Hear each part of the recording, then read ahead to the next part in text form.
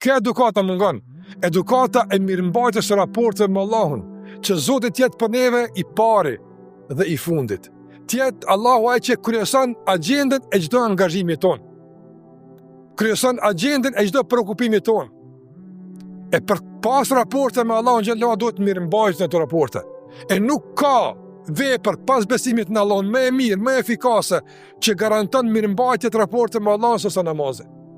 5 herë në ditë me Allahun komunikon. 5 herë në ditë me të flet. 5 herë në ditë ti del para ti.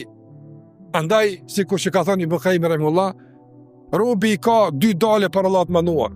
Një dalje në dunja dhe një dalje në ahiret.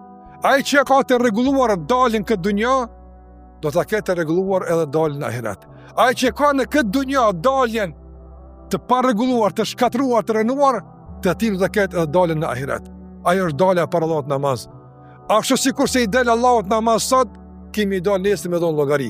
Andaj kujdesi i raporteve tuaja me Allahun përmes namazit, realisht është kujdesi yt për dalje faqebar nesër para Zotit kur kemi dhon llogari. Kjo bën namazin shumë interesant, shumë të rëndësishëm, që ti kushton vëmendje